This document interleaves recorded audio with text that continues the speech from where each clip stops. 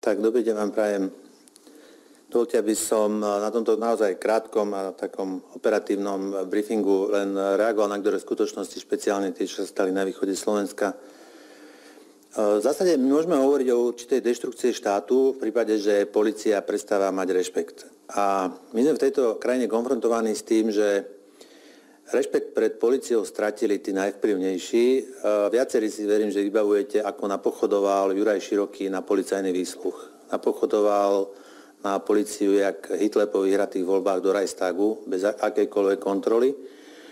A to je jeden pól. A druhý pól, zdá sa, že stráca rešpekt pred políciou aj skupina, aj nazvime ich marginalizovaných skupinách, keď sa zvykne používať aj výraz osadníci.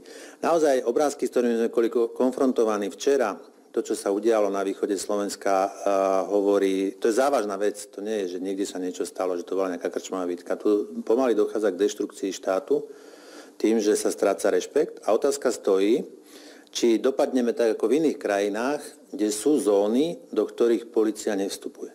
Naozaj sú zóny, a by sa človek aj čudoval, že v akých krajinách, ale sú, kde platí iné právo.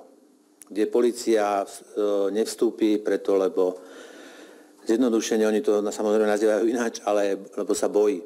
A ono to súvisí, dáme tomu, aj s tými imigrantskými skupinami, societami, súvisí to možno aj s nejakým náboženstvom. Proste vytvárajú sa určité komunity, kde polícia nevstupuje. U nás mám obavu, a preto ako člen Branno-bezpečnostného výboru na to upozorňujem, aby sme sa nedopracovali k tomu, že aj u nás takéto vzniknú. Naozaj ten incident, ktorý sa stal v tej osade, to nebola krčmová bitka. To bolo systémové zlyhanie a to môže preraz naozaj do veľkých problémov. Preto moja otázka znie, ako ministerstvo vnútra chce riešiť do budúcna tieto záležitosti, aké systémové opatrenia príjme, lebo to nie je len opatrenie typu, že vyšetrujeme, riešime, analyzujeme, ale my budeme musieť vyslať jasný signál, že takto to ďalej nepôjde, že v týchto osadách právo platiť bude, či sa to niekomu páči alebo nie. To je prvá otázka, že ja som zvedavý na to systémové opatrenie. Druhé, čo chcem a ja pripravujem teraz, budeme analyzovať a na septembrovú schôdzu predložíme jeden návrh, ktorý sa bude touto problematikou zaoberať. V tejto chvíli nebudem presne špecifikovať, bude to naozaj aj významný prvok na to, aby zohľadňoval tieto skutočnosti, ktoré sa stali v tejto osade.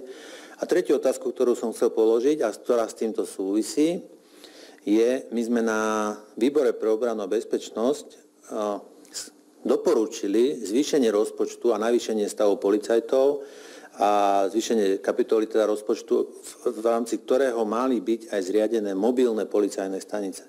Tento projekt mobilných policajných staníc bol v zásade schválený a odsúhlasený, bol navýšený aj kvôli tomu rozpočet policajného zboru. A moja otázka znie, ak sa dobre čítam, pozerám, tak je august. To znamená, sme sa prehúpli cez polku roku. Kde sú mobilné policajné stanice, ktoré už mali byť zriadené a mali byť používané presne pre tento prípad. Ja myslím, že Rudňany sú najväčším adeptom toho, aby v nich bola umiestnená mobilná policajná stanica. Čiže na túto otázku sa budem veľmi intenzívne pána ministra pýtať. Obzvlášť, keď na to peniaze už boli vyčlenené a vydelené. To znamená, bol by som rád, keby naozaj za tie peniaze vznikli mobilné policajné stanice a nestratili sa v mori všelijakých iných verejných obstarávaní, ktorých nikto nevie výsledok.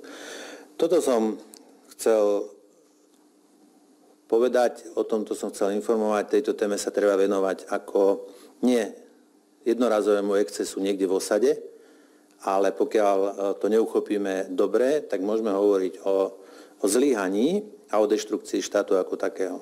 Pokiaľ polícia bude konfrontovaná s takýmto niečím. To je proste, ak stratí rešpekt takým spôsobom, ako sme to videli v tej osade, tak môžeme hovoriť o určitých zlyhaniach funkcií štátu. Ďakujem pekne. Ja by som spýtal Šálek z agentúry SITA. Čo sa týka tých osad, tam môže byť problém aj ten, že keď polícia teda sa snaží si vymôcť ten rešpekt, tak častokrát sa tiež povedzme ozve ombudsmanka alebo aj polícia, opozícia to rieši tiež, takže že kde podľa vás môže byť ten balans, že... Správne sa pýtate, policajti strátili rešpekt.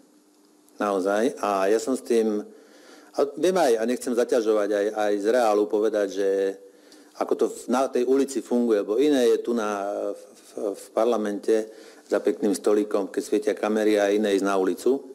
A tam sa dozviete pravdu. Naozaj, mestskí policajti stratili rešpekt v zásade absolútne, a štátni policajti si ho vymôžu len silou svojho hlasu.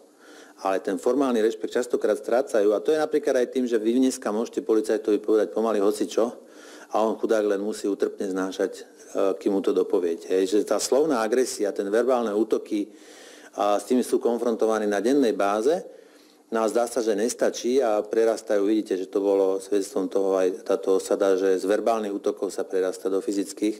A kde je ten balans? Ja som nevyčítal policajtom ani jednu tej skutočnosti, o ktorých sa tu hovorilo. Ja práve naopak si myslím, že stratili rešpekt, treba im ho vrátiť. Ja som sám predkladal novelu priestupkového zákona, ktorá by im v tom významne pomohla. A prešiel do druhého čítania, ale je zaujímavé, že Smer ho v druhom čítaní celý tento zákon odmietol a pritom by výrazným spôsobom pomohol prinavrátiť rešpekt. A špeciálne, dajme tomu aj v tých komunitách, o ktorých teraz hovoríme, lebo tam v tých komunitách vnikli societa, ktorá je v zásade priestupkovo imúnna. Je priestupková imúnna, lebo oni s páchaním priestupku môžete im tak akurát vypísať ten papier a nič viac sa neudeje, lebo im nemáte čo zobrať, nemáte im to kedy zobrať, proste nič. Tá priestupková imunita tam je. Tento návrh sa to snažil riešiť. Áno, budeme s tým konfrontovaní, pokiaľ to nezvládneme dobre, tak vytvoríme to, čo vo svete existuje. Vytvoríme getá, vytvoríme miesta, kde polícia nechodí.